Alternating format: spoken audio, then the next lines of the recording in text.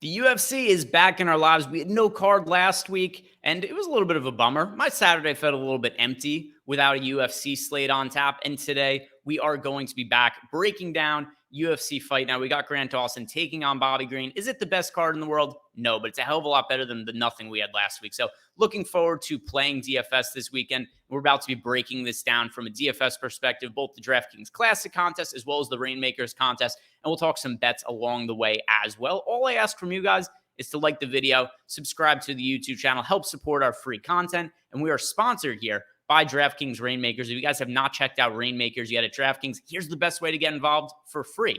If you go and check it out using the link we have below, you get a totally free NFL starters pack. You get a set of cards that is going to help you to build out a lineup for this weekend. You get an entire set of cards with all the different positions, and you get a chance to win real cash prizes with no investment on your part. Totally free. So go check that out. Go play Rainmakers.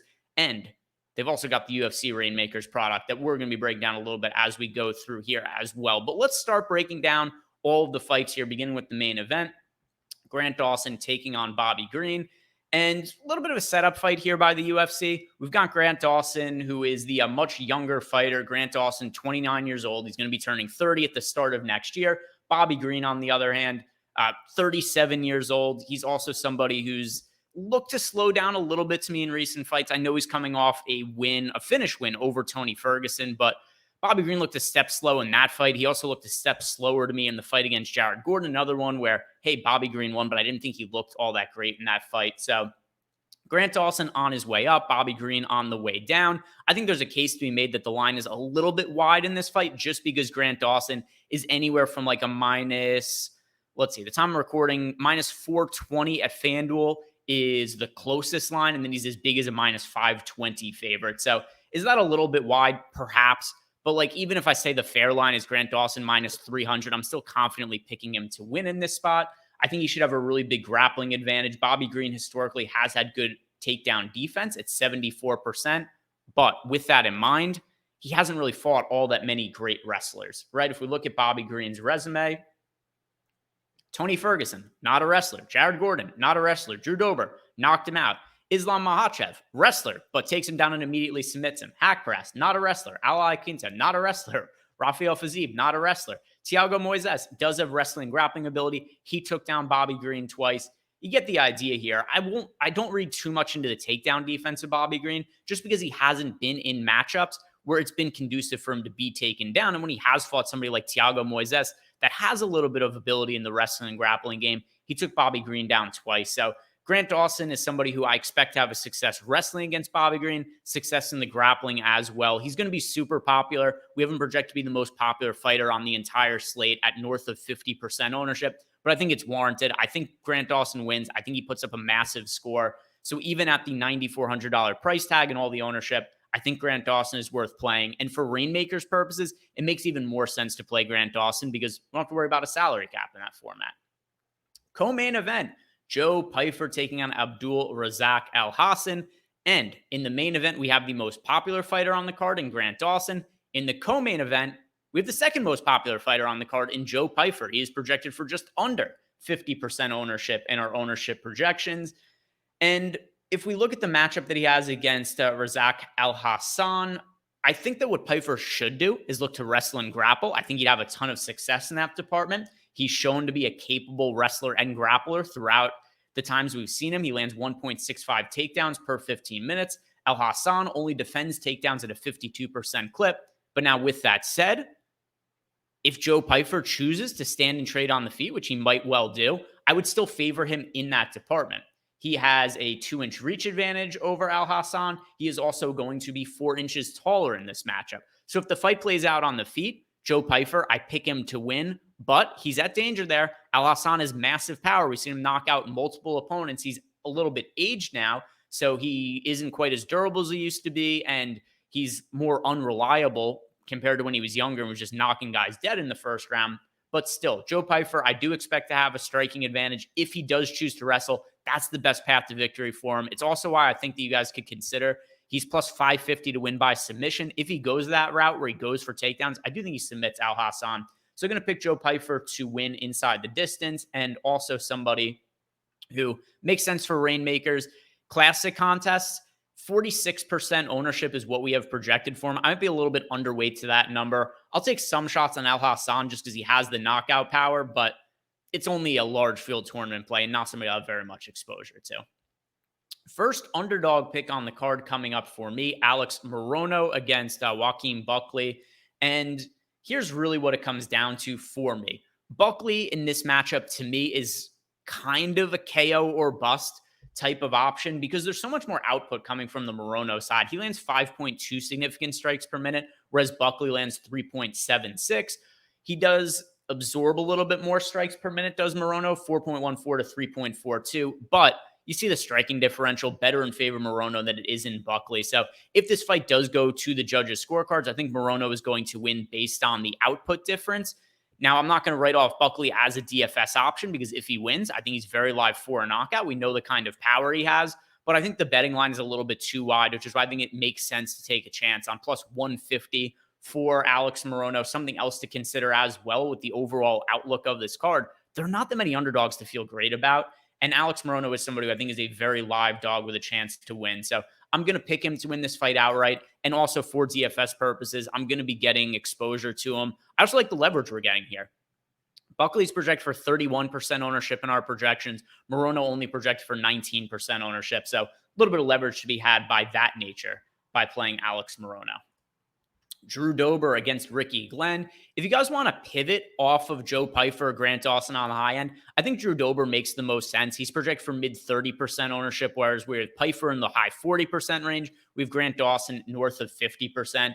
And I think Drew Dober is very live for a knockout here against Ricky Glenn. We did see Drew Dober get knocked out in his last fight, which I thought was impossible. I didn't think we'd ever see Drew Dober get knocked out because he's shown to have such a strong chin and a big one. He's got a big coconut head, which I think really does help his durability.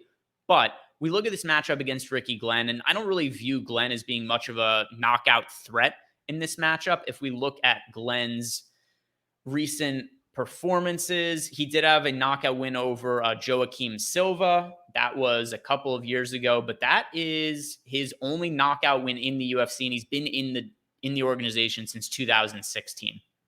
So I don't really view Ricky Glenn as a real knockout threat. In general, Drew Dober has been extremely durable other than his last fight, and I do have pretty big concerns about the durability of Ricky Glenn. He's had to take a lot of time off due to injuries. When he came back in his last fight, he almost immediately got knocked out by Christos Giagos, who is not the biggest power puncher in the world. So that's the path to victory for Drew Dober or I should say the most likely path to victory. I think he's going to knock out Ricky Glenn and probably pretty early in the first or second round. So Drew Dober, another guy who on the high end, I think is a good target. It's tough to get up to his salary, but he's a decent pivot for lower ownership than guys like Joe Pyfer and Grant Dawson, and another really good target for Rainmakers purposes as well. Alexander Hernandez against Bill Algeo. And this is like the same matchup we always see Alexander Hernandez in. He is the more talented fighter, but I don't pick him to win. Because all of these fights that I used to fall into the Alexander Hernandez trap where I would always see these betting lines. I'd be like, oh, how is Alexander Hernandez not a bigger favorite? How is Alexander Hernandez not just a bigger favorite, but he'd be like an underdog in some spots as well. There'd be other times too where I would think Alexander Hernandez would be a really good DFS play. He always looks good in the first round and then just doesn't have cardio to fight past the first round. So you look at some of the fights for Hernandez. Sure, he beats Jim Miller, but Jim Miller is very aged at this point. Jim Miller is one of the oldest fighters in the UFC. Fight against Billy Quarantillo. Alexander Hernandez looks good early, gasses in the second round, gets finished by Billy Q. First round against Renato Moicano. Alexander Hernandez looks good early, gasses in the second round, gets finished. Fight against Mike Breeden, just an overmatched opponent. Mike Breeden is not UFC caliber. Hernandez gets him out of there in the first round. But still, what would have happened if that fight got to the second round? We don't know because it never got there. Thiago Moises. Hernandez looked decent in the first round. Gasses in that fight. Fights Chris Grutzmacher, another guy, super aged and was washed at that point, is now retired. Fights Drew Dober, same deal. Hernandez looks really good in the first round. Gasses in the second, gets finished. We see the same thing happen over and over again with Hernandez. And you have a fighter here in Bill Algeo, super tough, super durable. Here's what I think happens. Alexander Hernandez wins the first round. Bill Algeo rallies back, wins the second round. It's just we've seen Bill Algeo lose early in fights, come back to win. We've seen Alexander Hernandez winning early in fights and then end up losing. So I just think this is a fight that's kind of tailor-made for the style of Bill Algeo. I'm picking him to win by a second round finish.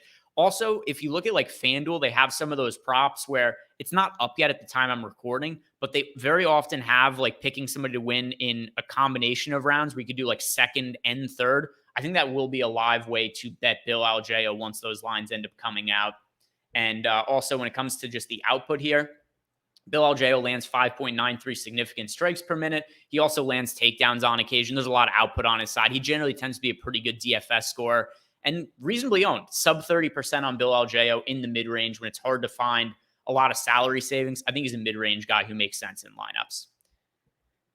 Felipe Lins against Ion Cutelaba. And this is one of the highest variance fights on the card because every Cutelaba fight is insanely high variance. There's a reason the guy is nicknamed the Hulk. It's one of the most apt nicknames we have in the UFC. The guy fights like a berserker I don't even know he knows that there's this. It's like he's surprised every fight he's in that there's a possibility of going past the first round because this dude fights balls to the wall for the first 5 minutes. He either gets his opponent out of there in the first 5 minutes or he gasses and loses. It's not quite, I should say that Alexander Hernandez isn't quite as extreme as Cutelaba, but Cutelaba is every single fight he's in, he either scores extremely well in a win or he loses and his opponent scores pretty well. That's typically what we see out of Cutelaba. He did have one fight that was a draw against Justin Jacoby. With that said, Cutelaba landed 9 takedowns in that fight.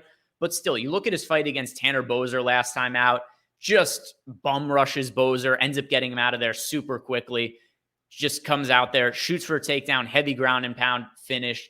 Kennedy and Sechiku, Cutelaba looks good early, gasses, gets finished. Against Johnny Walker, same kind of deal. Looks good early, gasses, gets finished towards the tail end of the first round. Same deal against Ryan Spann. So whoever wins this fight's going to score really well.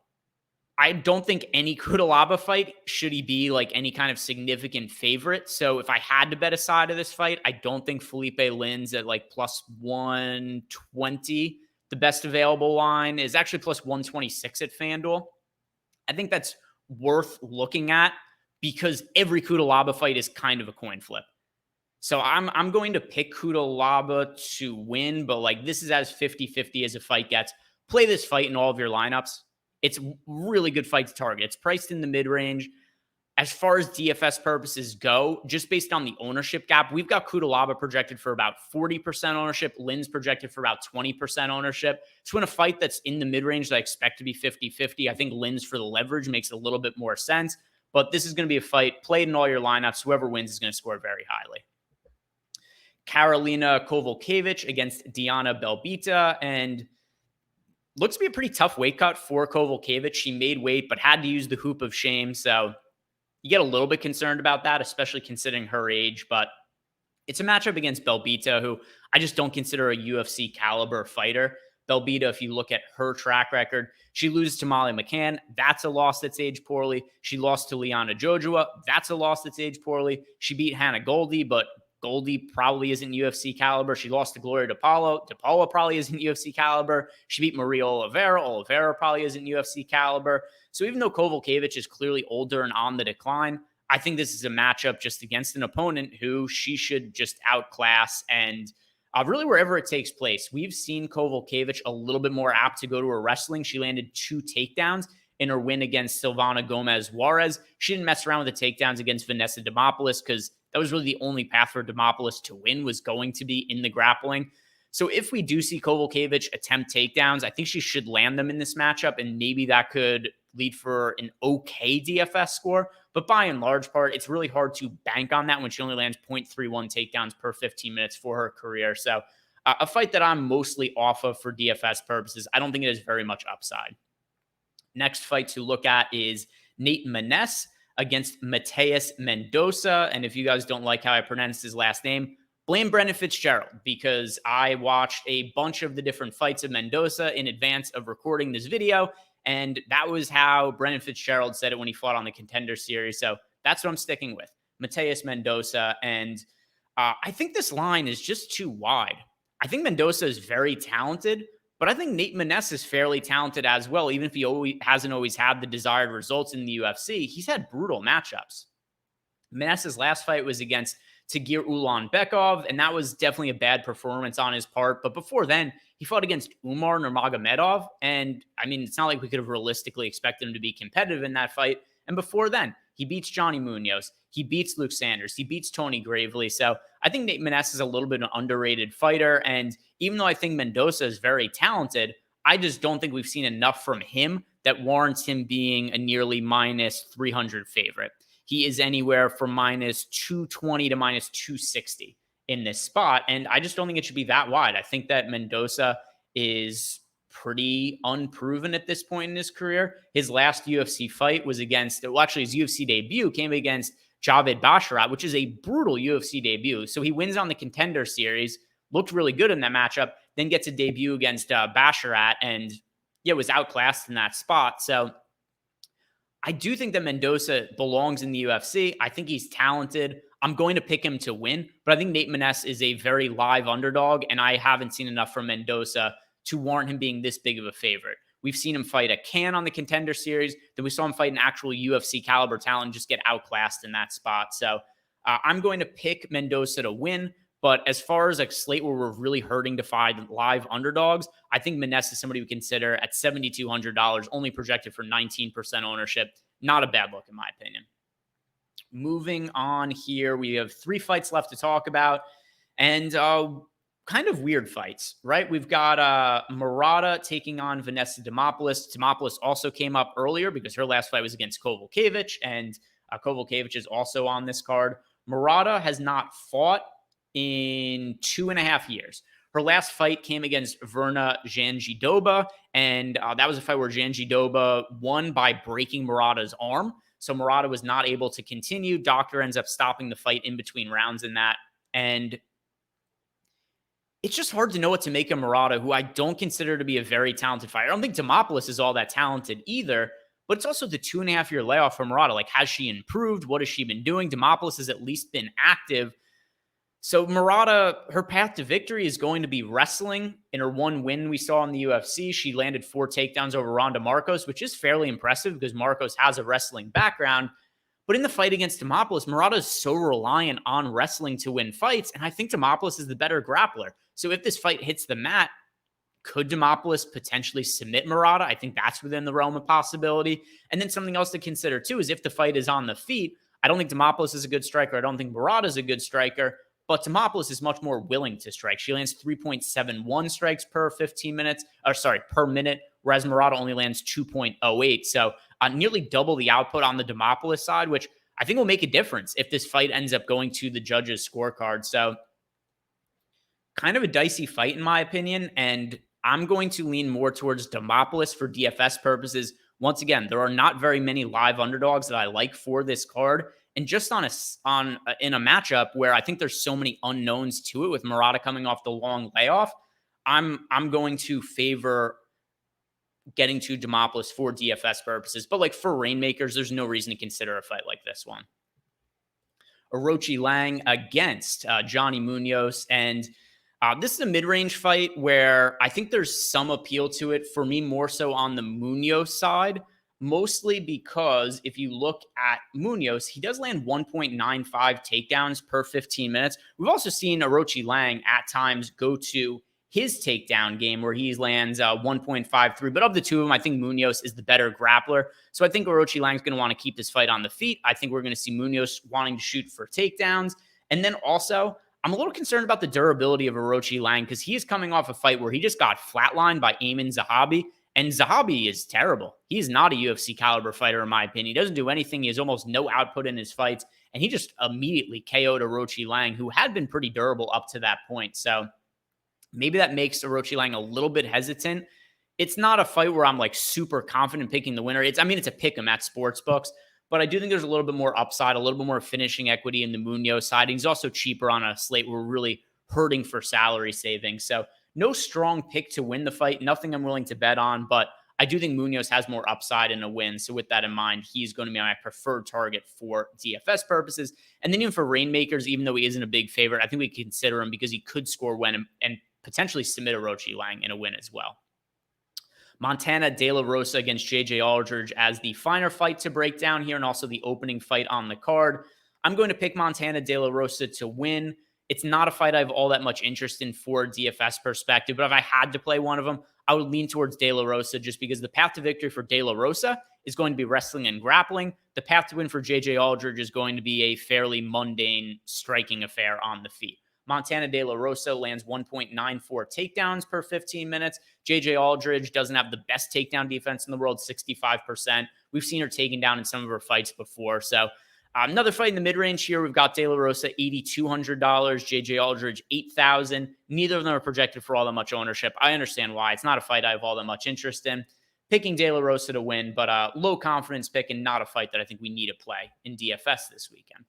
So that is going to wrap up my breakdown of we got Grant Dawson, Bobby Green in the co-main event. Is it the best fight card in the world? No, but like I said at the top, it's better than what we had when we had nothing last week. So guys, thank you very much for watching. If you have any questions for myself, let me know below in the comment section or hit me up on Twitter at Ehrenberg DFS. And if you haven't done yet, like, subscribe. It's all appreciated. Good luck with this slate, guys. See you back here next week.